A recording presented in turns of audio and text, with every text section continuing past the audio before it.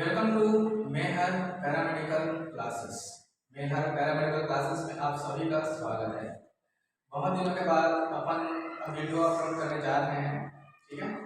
तो आज का अपना टॉपिक क्या है? आज अपन क्या छोटा सा शॉर्ट टॉपिक स्टडी करेंगे। एक इंट्रोडक्शन के बेस पर थोड़ा सा कोई चीज समझेंगे अपन। पिछले क्लासेस में अपन ने कंपोजिशन ऑफ ब्लड और फंक्शन ऑफ ब्लड ये सब चीज अपन ने देखा था। आज अपन क्या देखेंगे? आरई सिस्टम।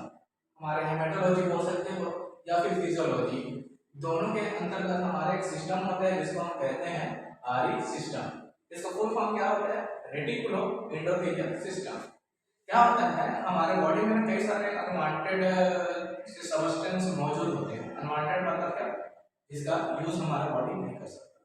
क्या हमारा बॉडी भी एक प्रकार का मशीन है ना, तो हमारे बॉडी में अनवांटेड प्रोडक्ट जो होते हैं उसको हमारा बॉडी यूज नहीं कर सकता, तो क्या करता है? उसको बॉडी से बाहर निकाल देता है। सेकंड थिंग, कुछ टॉपिक अब हम स्टडी कर रहे हैं ना, तो उसको अपन क्या करेंगे? टॉपिक वाइज स्टडी करेंगे। First step, second step, third step, इस प्रकार से। तब हमको क्या होगा? चीज इजीली समझ में आएगा, ठीक है। तो अपन क्या देखेंगे? सबसे पहले क्या देखेंगे कि ये आरई सिस्टम का वर्क क्या होता है। तो मैंने जैसे ही बोला कि अनवांटेड प्रोडक्ट जो होते हैं उसको हमारे बॉडी से एक्सक्रीट करने का काम करता है, dependent on the RBC cells. ये किसके लिए डिपेंड करता है? हमारे आरबीसी सेल्स के लिए। क्या होता है? दी होल वर्ल्ड, पूरे इस पृथ्वी पे, पूरे संसार में क्या होते हैं? हर एक चीज के क्राइटेरिया होता है। क्राइटेरिया मींस हर एक चीज का लाइफ स्पैन होता है। जैसे ह्यूमन बॉडी है ना, कई सारे, जैसे कि हमारा कछुआ। कछुआ तो आप सब जानते ही होंगे, 4 पैर वाला है ना। तो कछुआ का लाइफ स्पैन कितना होता है? 250 से 300 साल। पैरॉट, तोता का 150 साल। हर एक पशु पक्षी इंसान हर किसी का लाइफ स्पैन होता है। तो वैसे ही हमारे बॉडी में मौजूद होते हैं जिसको हम कहते हैं आरबीसी सेल्स। तो आरबीसी सेल्स का जब लाइफ स्पैन कंप्लीट होता है, तो आरबीसी सेल्स का लाइफ स्पैन कितना होता है? 120 डेज। आरबीसी सेल्स का लाइफ स्पैन कितना होगा? 120 डेज होता है, ठीक है। तो 120 डेज होने के पश्चात आरबीसी क्या हो जाता है? डिस्ट्रॉय हो जाता है, खत्म हो जाता है। अगर मैं बात कर रहा हूँ ह्यूमन बॉडी की, तो ह्यूमन बॉडी का भी क्या होता है? एक लाइफ स्पैन रहता है, एक लाइफ रहता है। कुछ साल, 50 साल, 60 साल, 80 साल, 90 साल, 100 साल तक ह्यूमन बॉडी जीता है, ठीक है। सेकंड थिंग, अब सेकंड बात यहाँ पे क्या होता है कि जैसे जैसे आरबीसी हमारा डेवलप करते जाता है, डेवलप करते जाता है, जैसे जैसे वो मौत के कगार पे आता है, यदि हम बोले कि वो अपने लाइफ स्पैन जैसे जैसे कंप्लीट करने वाला रहता है, तब वो क्या करता है? अपने मॉर्फोलॉजी में चेंजेस करने लगता है। जैसे सिंपल सा फंडा अगर मैं बताऊं कि ह्यूमन बॉडी जो है, जैसे जैसे ह्यूमन बॉडी का स्टेप रहता है, सबसे पहले क्या? बाल्यावस्था, किशोरावस्था, युवावस्था, वृद्धावस्था, फिर लास्ट में निपटावस्था। ऐसे कई सारे अवस्था हमारे ह्यूमन बॉडी में देखने को मिलता है। हमारे बॉडी में चेंजेस देखने को मिलता है। जैसे जैसे हम बुजुर्ग होते जाते हैं, तब क्या होता है? हमारा बाल का पकना, झुर्रियां जाना, ये सब चीज हमको देखने को मिलता है। तो सेम वैसे ही हमारे इस आरबीसी सेल्स के साथ, यदि हम एक नॉर्मल स्टैंडर्ड आरबीसी सेल यानी कि यंग आरबीसी सेल्स की बात करें, तो उसका जो शेप होता है वो क्या होता है? ओवल शेप में दिखाई देगा, डिस्क शेप में दिखाई देगा, बाइकॉन्केव शेप में दिखाई देता है। और जैसे ही उस आरबीसी का साइज कितना होता है, तो standard size of the RBC यानी कि रेड ब्लड सेल्स और 7.2 माइक्रोन। कितना होता है उसका? 7.2 माइक्रोन एक आरबीसी, नॉर्मल आरबीसी का साइज होता है। अब आरबीसी क्या हो गया? 120 डेज कंप्लीट कर लिया। क्या कर लिया? 120 डेज कंप्लीट कर लिया। तो 120 डेज कंप्लीट करने के पश्चात ये जो आरबीसी होता है वो क्या करता है? अपने साइज में या फिर अपने सरफेस में चेंजेस कर देता है, ठीक है। जैसे ही ये आरबीसी अपने साइज में चेंजेस कर देता है, क्यों चेंजेस किया? क्योंकि उसका लाइफ स्पैन क्या हो गया? 120 डेज कंप्लीट हो गया। उसका लाइफ स्पैन क्या हो गया? 120 डेज कंप्लीट हो गया। तो जैसे ही 120 डेज आरबीसी का लाइफ स्पैन कंप्लीट हुआ, उसने क्या किया? अपने मॉर्फोलॉजी में, अपने साइज में क्या कर दिया? वेरिएशन कर दिया, चेंजेस कर दिया। अब जैसे ही चेंजेस होता है, तुरंत वहां पे इन्वॉल्वमेंट होता है बादशाह का। कोई सा बादशाह? आरई सिस्टम, ठीक है। आरई सिस्टम में क्या होते हैं? हमारे सेल्स पाए जाते हैं, मोनोसाइट सेल, मैक्रोफेजेस सेल्स। तो ये क्या करते हैं? इनका काम क्या है? स्टार्टिंग में मैंने क्या बोला कि इसका वर्क क्या होता है? तो अनवांटेड प्रोडक्ट, अनवांटेड प्रोडक्ट मतलब, अब आरबीसी क्या है? भैया जीवन काल में जितना काम करना था आरबीसी को, उसने अपना काम कर लिया। करने के पश्चात अब क्या कर रहा है? ये अब डेथ होने जा रहा है। ये हमारे बॉडी के लिए क्या हो जाएगा? अनवांटेड पार्ट हो जाता है। जैसे अनवांटेड पार्ट हुआ तुरंत हमारा आर्य सिस्टम यहाँ पे इन्वॉल्व हुआ, यहाँ पे जो सेल मौजूद है इसको पकड़ के, इसको मतलब किसको, जो वेरिएशन हुआ आरबीसी होता है, जिसका डेथ होने वाला है, जिसका लाइफ स्पैन 120 डेज कंप्लीट होने वाला है, इसको क्या करता है, पकड़ लेता है, इंगल्फ कर लेता है। दैट्स मीन ऑफ इंगल्फ करना। इंगल्फ करना क्या होता है, अब डब्ल्यूबीसी जब मैं पढ़ाऊंगा उसमें आपको इंगल्फ समझ में आएगा कि क्या होता है एक्चुअल। अभी बस इतना ही रखिए कि इसको जस्ट पकड़ लेता है, ठीक है। अब जैसे ये जो हमारा वेरिएशन हुआ है आरबीसी, इसको पकड़ के सीधा ले जाता है कहां पे, हमारे लीवर पे। कहां पे ले जाएगा, लीवर पे, ठीक है। अब लीवर में क्या होते हैं, हमारे स्पेशल टाइप के सेल्स मौजूद होते हैं। यहाँ पे हमारा एक पार्ट होता है लीवर जिसको साइनोसॉइड्स कहा जाता है। जब मैं लीवर स्टडी कराऊंगा तब उसे बताऊंगा कि साइनोसॉइड्स क्या होता है। अब जैसे ही लीवर में गया, लीवर में क्या होता है जाने के पश्चात, अब जो हमारा आरबीसी है, मेनली जो हमारा आरबीसी रेड ब्लड सेल्स होते हैं, ये दो पार्ट से मिलकर बने होते हैं। कौन कौन सा, हीम और ग्लोबुलिन। हीम मतलब आयरन और ग्लोबुलिन मतलब प्रोटीन। अब जैसे ही लीवर में पहुंचते हैं, लीवर में हमारे क्या होंगे, स्पेशल टाइप के सेल्स पाए जाते हैं, जिसको हम कूपर सेल्स भी कहते हैं। क्या कहते हैं अपन उसको, कूपर सेल्स। अब कूपर सेल्स क्या करते हैं, यहाँ से सर्कुलेट होता है, क्या हो गया, सर्कुलेट होते होते कहां पे गया, पोर्टल सर्कुलेशन में गया। लीवर में एक ऐसा स्ट्रक्चर रहता है जहां पे हमारे blood vessels, renal vessels, lymph vessels सब चीज इंटर होते हैं और वहीं से एग्जिट होते हैं, उसको अपन कहते हैं पोर्टल सर्कुलेशन। तो उस पोर्टल सर्कुलेशन में जाने के पश्चात अब आरबीसी, ये जो डैमेज हुआ आरबीसी होता है, लीवर से होते हुए पहुंच जाता है कहां पे, हमारे स्प्लीन में। मेन कहानी यहाँ पे संपन्न होता है, क्योंकि स्प्लीन को क्या कहा जाता है, आरबीसी का कब्रिस्तान।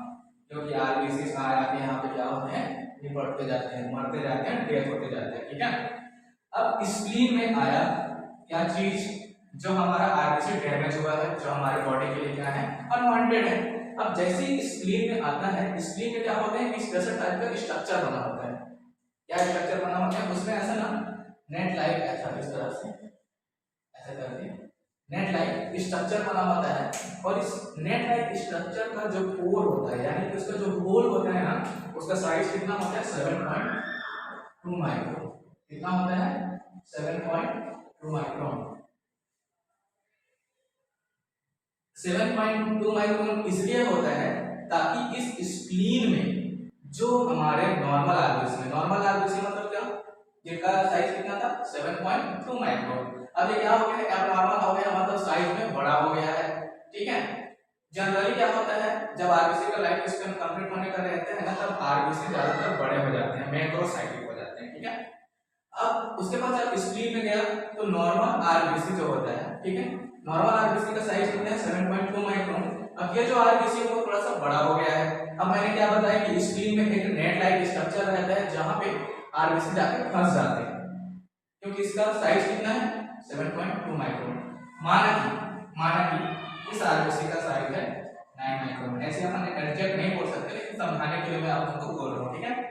तो इस आरबीसी का साइज माना कि कितना है, 9 माइक्रोन। कितना है, 9 माइक्रोन। और यहाँ पे स्प्लीन के अंदर में जो नेट लाइक स्ट्रक्चर है, उस नेट लाइक स्ट्रक्चर का जो कोर है, कोर मतलब समझते हैं आप लोग, होल। जैसे अपन कैसे समझा आप लोगों को, छन्नी, चाय छन्नी होता है, उसमें अपन क्या करते हैं, चाय को छानते हैं, ठीक है। तो चाय छन्नी से चला जाता है और उसका जो चाय पत्ती होता है ऊपर रह जाता है। ठीक वैसे ही यहाँ पे क्या होता है, ऐसे डॉट डॉट डॉट पूरा नेट लाइक स्ट्रक्चर बना रहता है, जिसका कोर का साइज कितना होता है, 7.2 माइक्रोन, ठीक है। तो यहाँ पे हमारा जो नॉर्मल आरबीसी है वो क्या हो जाएगा, पास आउट हो जाएगा। लेकिन जो आरबीसी का साइज कितना है, 9 माइक्रोन है। अब 9 माइक्रोन होने के कारण ये जो है उसके कोर से बड़ा हो गया। तो बड़ा होने के कारण क्या हो गया, यहाँ पे जाके फंस गया। अब जैसे ही वहां पे फंसता है, आरबीसी क्या हो जाते हैं, ब्रेक डाउन हो जाते हैं। क्या हो जाएंगे, ब्रेक डाउन हो जाते हैं, टूट जाते हैं। और अभी मैंने क्या बताया कि आरबीसी कितने पार्ट से मिलकर बने होते हैं, 2 पार्ट से मिलकर बने होते हैं। कौन कौन सा, आयरन एंड प्रोटीन। तो जैसे ही यहाँ पे ब्रेक डाउन होता है, आरबीसी का 2 पार्ट में डिवाइड हो जाते हैं। कौन कौन सा, आयरन एंड प्रोटीन, ठीक है। मैं जो स्टडी करा रहा हूँ बेटा, वो सब आप लोगों को हेमेटोलॉजी और फिजियोलॉजी के बेस पे है। अगर इसका स्टडी हम अलग से देखेंगे हीमोग्लोबिन डिग्रेडेशन का, तो बायोकेमिस्ट्री में तो उसके बॉन्ड्स का कहानी रहेगा, कोई एंजाइम्स वहां पे इंक्लूड होंगे, कई सारे उसका ब्रेकडाउन होगा, उसके बॉन्ड्स अलग होंगे, वो सब चीज मैं नहीं बता रहा हूँ। अपन जनरली हेमेटोलॉजी और फिजियोलॉजी के बेस पे अपन देख रहे हैं, ठीक है। यहाँ तक सबको समझ आ गया होगा कि क्या हुआ है। बार रिपीट करेंगे लास्ट में वीडियो का अपन, है ना, तब तक अभी समझते चलो। स्प्लीन में ब्रेक डाउन होने के पश्चात कौन कौन से पार्ट में अलग हुआ वो, आयरन एंड प्रोटीन के पार्ट में। कौन कौन से पार्ट में, आयरन एंड प्रोटीन के पार्ट में। तो प्रोटीन क्या होता है, it is a liquid substance. कई सारे प्रोटीन जो होते हैं वो हमारे वाटर सोल्यूबल होते हैं, कई सारे प्रोटीन हमारे फैट सोल्यूबल होते हैं। तो जो हीमोग्लोबिन का प्रोटीन होता है वो हमारा वाटर सोल्यूबल होता है। क्या होते हैं वो, वाटर सोल्यूबल। वाटर सोल्यूबल होने के कारण ये जो प्रोटीन है वो हमारी यूरिन के थ्रू बॉडी से बाहर एक्सक्रिएट हो जाते हैं। प्रोटीन क्या हो गया, बॉडी से बाहर एक्सक्रिएट हो गया। बट किंतु परंतु ये जो हमारा आयरन है, iron is a metal. Iron क्या है, प्रकार का मेटल होता है। तो आयरन मेटल होने के कारण अपन इसको बॉडी से बाहर एक्सक्रिएट नहीं कर सकते। तो इसीलिए इस आयरन का फिर से क्या किया जाता है, रीयूज किया जाता है। क्या किया जाएगा, रीयूज किया जाएगा, है ना। यहाँ पे थोड़ा सा कहानी में ट्विस्ट है, आप लोग को फिर समझ में आएगा ये चीज, है ना। लास्ट में कहानी में ट्विस्ट बताऊंगा मैं। अब इस आयरन को कहाँ पे ब्रेक डाउन हुआ, स्प्लीन के पास में। प्रोटीन कहाँ चला गया, यूरिन के थ्रू बॉडी से बाहर चला गया। क्या बच गया, आयरन। ठीक है, तो आयरन को हमारा सेल डायरेक्ट उसी फॉर्म में नहीं रख सकता, तो उसे कौन सा फॉर्म में रखता है, पोरफायरिन के फॉर्म में रखता है। ठीक है, तो आयरन अब जैसे ही स्प्लीन से पास आउट होकर कहाँ आया, अब इसको ला कौन रहा है, तो वही ला रहे हैं कौन, मैक्रोफेजेस सेल। कौन ला रहा है इसको स्प्लीन से यहाँ तक, मैक्रोफेजेस सेल लाया। अब आयरन यहाँ तक पहुंच गया, स्प्लीन से निकल कर कहाँ चला जाएगा, वो सीधा हमारे स्मॉल इंटेस्टाइन में चला जाएगा। कहाँ चला जाएगा, स्मॉल इंटेस्टाइन में चला जाएगा। ठीक है, अब स्मॉल इंटेस्टाइन में जाने के पश्चात स्मॉल इंटेस्टाइन क्या करता है, उसको रीअब्जॉर्ब करेगा। आयरन को क्या कर लेगा, वो रीअब्जॉर्ब कर लेता है। कौन सा आयरन को, जो हमारी स्प्लीन से टूट के आ रहा है, उसको स्मॉल इंटेस्टाइन क्या कर लिया, रीअब्जॉर्ब कर लिया। अब रीअब्जॉर्ब करने के पश्चात small intestine is a doesn't corresponding for the storage of iron. Moral of the story क्या है यहाँ पे, कि स्मॉल इंटेस्टाइन जो होता है वो हमारे आयरन को स्टोर नहीं कर सकता। तो क्या करता है, तो वो करता है, यहाँ पे कहानी में ट्विस्ट मैंने बोला था, वही यहाँ पे कहानी में ट्विस्ट हमको देखने को मिलेगा। कहानी में ट्विस्ट क्या आता है, कि जो आयरन हमारे स्मॉल इंटेस्टाइन में आता है उसको कहाँ ट्रांसफर कर दिया जाता है, लीवर पे, क्योंकि लीवर हमारा आयरन को स्टोर करके रख सकता है। लेकिन किंतु फिर यहाँ पे कहानी में ट्विस्ट, यहाँ पे कहानी में ट्विस्ट क्या होगा, कि स्मॉल इंटेस्टाइन से लीवर तक डायरेक्ट आयरन तो नहीं पहुंच सकता, तो इसके लिए कौन वर्क करता है, तो इसके लिए वर्क करते हैं हमारे इंट्रिंसिक फैक्टर। यहाँ पे क्या काम करेगा हमारा, intrinsic factor. Intrinsic factor, intrinsic factor क्या करते हैं, इस स्मॉल इंटेस्टाइन से आए हुए आयरन को कहाँ ट्रांसफर कर दिया, लीवर पे ट्रांसफर कर दिया। अब लीवर क्या किया, उसको स्टोर करके रख लिया। ठीक है, बाकी और आयरन अगर बच गए हैं तो उसको कहाँ ट्रांसफर कर दिया जाता है, हमारे बोन मैरो में। कहाँ ट्रांसफर कर लिया जाएगा, बोन मैरो में। बोन मैरो में क्यों ट्रांसफर कर दिया जाता है, क्योंकि हमारे ब्लड सेल्स का प्रोडक्शन ह्यूमन बॉडी के काम होता है बोन मैरो में होता है। तो बोन मैरो उस आयरन को क्या करेगा, फिर से रीयूज कर लेगा। और आयरन अगर बच जाता है, यदि कुछ मात्रा में और आयरन बच जाते हैं तो उनको ट्रांसफर कर दिया जाता है हमारे मैक्रोफेजेस से। ये मैक्रोफेजेस सेल्स खुद उस आयरन को क्या करते हैं, स्टोर करके रख लेते हैं। ठीक है, अब एक चीज और तुम लोग को मैं स्पेशल चीज बताने जा रहा हूँ, कि एक एनीमिया होता है, इसको आप सुने होंगे, आयरन डेफिशिएंसी एनीमिया। कौन सा एनीमिया, आयरन डेफिशिएंसी एनीमिया। तो आयरन डेफिशिएंसी एनीमिया का मतलब क्या होता है, कि ह्यूमन बॉडी में आयरन की कमी हो जाना, है ना। कंडीशन क्या होता है, जैसे जैसे हमारे बॉडी में आयरन की कमी होने लगती है, सबसे पहले किसको देखा जाता है, लीवर को देखा जाता है। तो लीवर में जो आयरन रहता है उसको यूटिलाइज किया जाता है। ठीक है, अब उसके पश्चात आयरन में अगर खत्म हो गया तो फिर लीवर में अगर खत्म हो गया तो किसको देखा जाता है, फिर बोन मैरो में देखा जाता है। वहां का यूज अगर खत्म हो गया, अगर बोन मैरो का आयरन खत्म हो गया, तब किसका देखा जाता है, माइक्रोफेजेस सेल का। अगर इस माइक्रोफेजेस सेल्स का आयरन भी खत्म हो गया, मतलब आपको आयरन डेफिशिएंसी एनीमिया हो रहा है।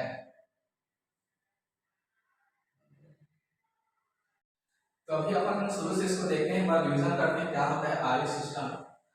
किसी और को अगर इसका किसी प्रकार का कोई भी क्वेश्चन रहेगा तो आप कमेंट बॉक्स में क्वेश्चन डाल सकते हैं, ठीक है, या मुझसे कांटेक्ट भी कर सकते हैं, ठीक है। तो इसके बाद रिवीजन करते हैं, अपन शुरू से देखते हैं क्या होता है। आज का टॉपिक क्या था हमारा, आर्य सिस्टम यानी कि रेटिकुलर एंडोथेलियल सिस्टम। जैसे आरबीसी का हमारा लाइफ स्पेन कंप्लीट होने का रहता है, आरबीसी क्या करता है अपने साइज में शेप में वेरिएशन कर देता है, ठीक है।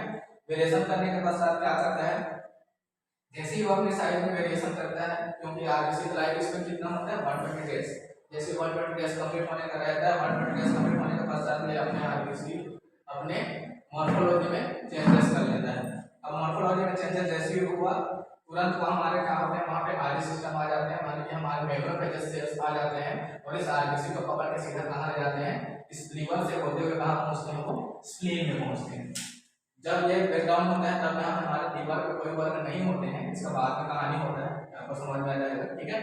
स्प्लीन में जैसे ही आते हैं, स्प्लीन में क्या होता है, हमारा नेट लाइक स्ट्रक्चर बना होता है, जालीनुमा संरचना होता है, जहाँ पे कोर का साइज कितना होता है 7.2 माइक्रोन होता है, जहाँ आरबीसी जाते हैं 7.2 माइक्रोन इसलिए होता है ताकि एक स्टैंडर्ड आरबीसी वहां से पास आउट हो सके, लेकिन जो एब नॉर्मल है, जो हमारे बॉडी के लिए अनवांटेड है, बॉडी के लिए यूजफुल नहीं है, वो आरबीसी यहाँ स्प्लीन में जाकर क्या होते हैं, फंस जाते हैं, ब्रेक डाउन हो जाते हैं, ठीक है।